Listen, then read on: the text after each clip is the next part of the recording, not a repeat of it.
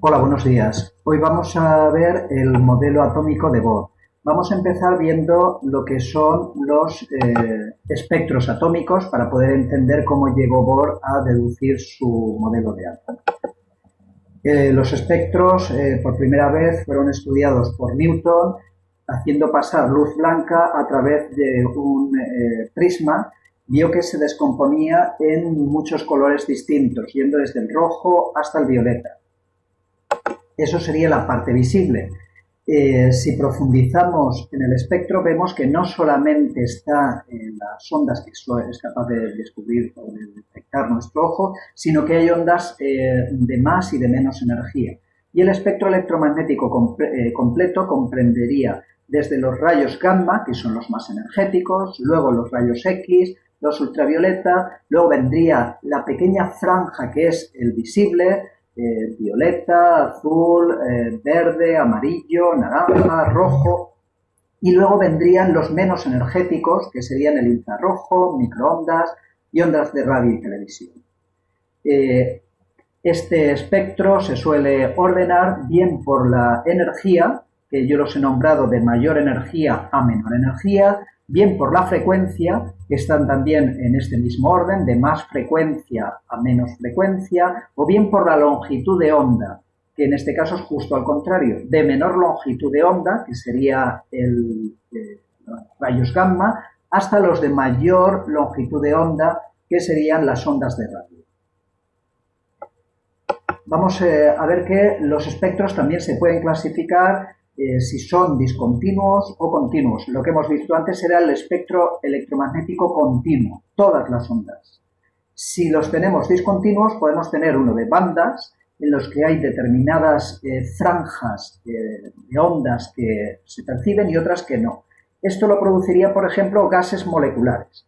Y luego tenemos otros discontinuos en los que vemos unas únicas rayas, que en este caso sería el espectro de emisión del hidrógeno en la parte visible, que tenemos una raya roja, otra verde, otra azulada y otra violeta.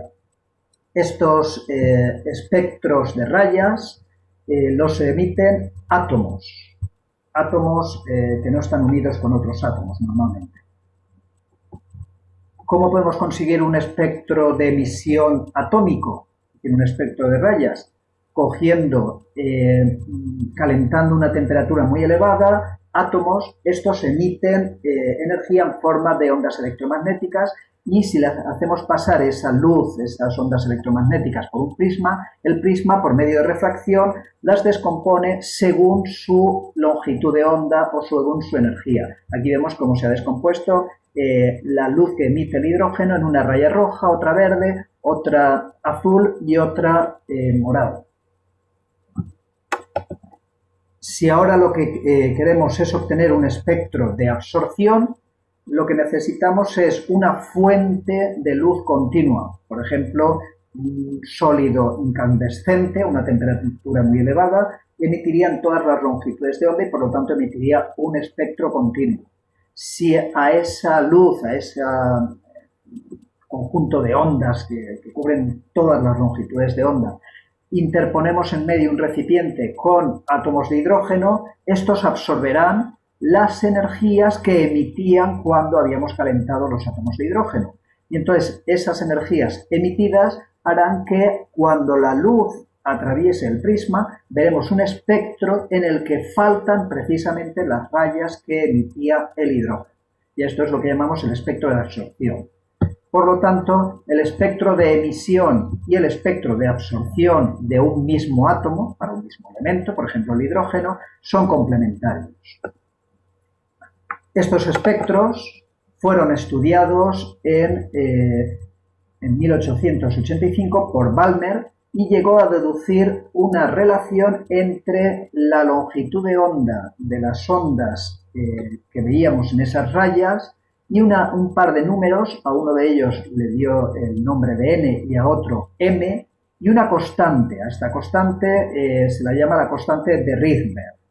Vale, entonces, Balmer dio al valor n el número 2 y de esa forma, dando otros números enteros, 3, 4, 5, a la m, obtuvo las longitudes de onda que corresponderían para el espectro visible del hidrógeno. ¿Cómo relacionamos esto? Pues por medio de la hipótesis de Planck, que enunció la teoría cuántica diciendo que las ondas electromagnéticas tendría su energía dada por la fórmula su constante, que es 6,63 por 10 elevado a menos 34 julios por segundo, por la frecuencia de la onda. Y a su vez esa frecuencia de la onda electromagnética está relacionada con la velocidad de la luz y con la longitud de onda. Por lo tanto, se nos quedaría que la energía sería igual a la constante de Planck por la velocidad de la luz partido la longitud de onda.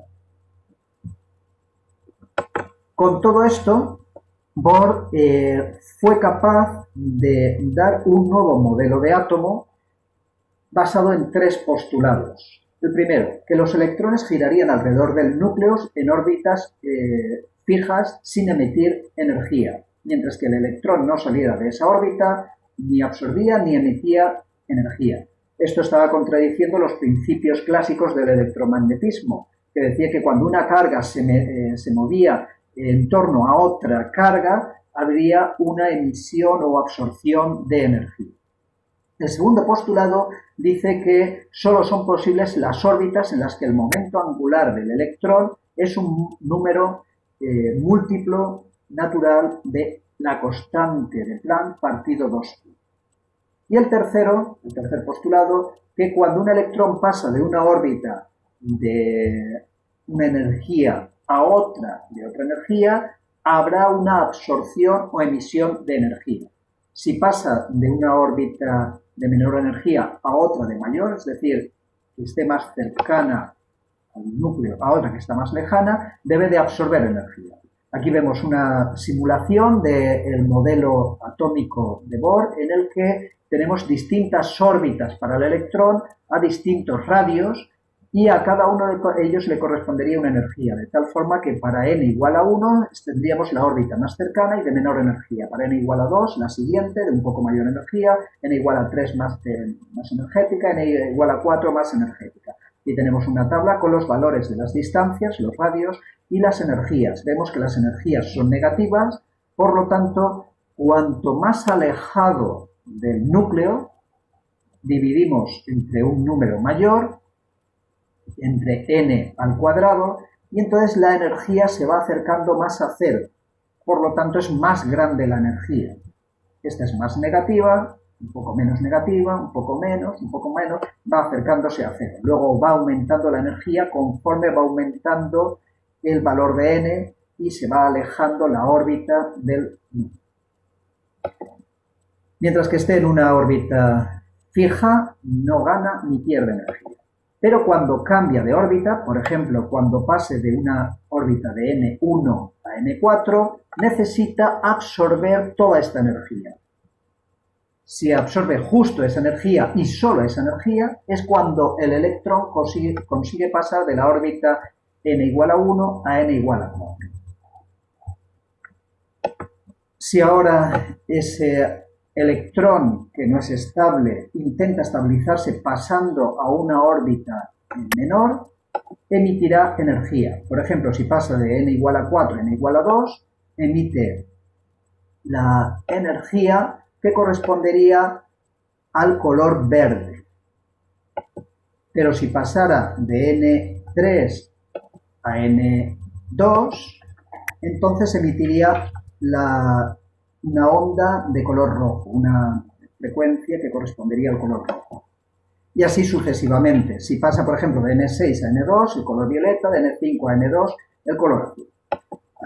De esta forma vemos el espectro visible del hidrógeno, pero el hidrógeno también tiene unas partes no visibles en el ultravioleta que correspondería para cuando pasen los electrones de órbitas mayores de 1 hasta la 1. Y esto se le llama la serie de Lyman. Y todas ellas son más energéticas que el visible y solo se ven en el ultravioleta.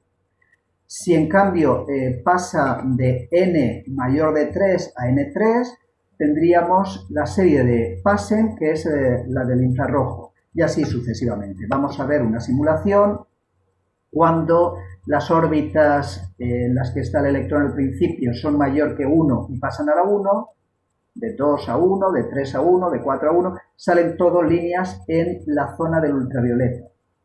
Si pasan de n mayor de 2 a 2, entonces estaríamos en la serie de Balmer, la que descubrió del visible. Si pasan a n3, sería la de Paschen.